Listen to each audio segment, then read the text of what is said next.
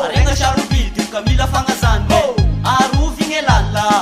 vafitonangda ramandrayadregny olo national arenga sharubidy kamila fangazane arovigny elala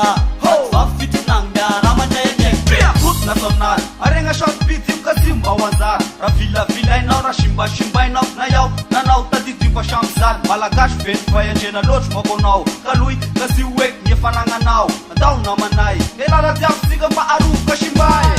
masika tanora na lelay na viavy na zaza na olobe samia mandrayandraikitra amin'ny fiarovana gny lala ka vola be amina miliara gny lany aminazy io olo national arenga sharubidy kamila fangazane arovigny elala vafitonangda ramandrayandraikitra olo national arenga sharubidy kamila fangazane arovigny elala vafitonangda ramandrayandraikitra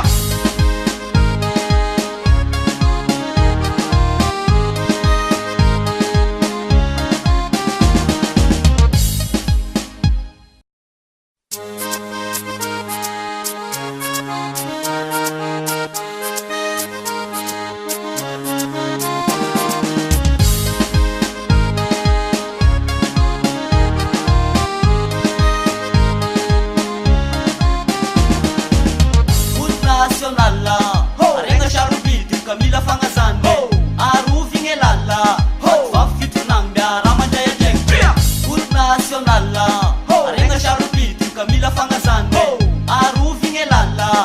vafitonangda ramandrayandraikitra olo national arenga sharubidy kasimba wanzar ravilavilainao rasimbashimbainao na yao nanao tadidiva shamzal malagasy vety vayandrana loatry makonao kaloy kasi oeky ny efanagnanao atao namanay elala diavysika mba arovoka simbay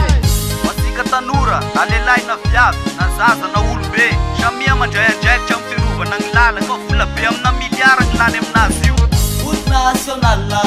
arenga sharubidy kamila fangazane arovigny elala vafitonangda ramandrayandraikitra olo national arenga sharubidy kamila fangazane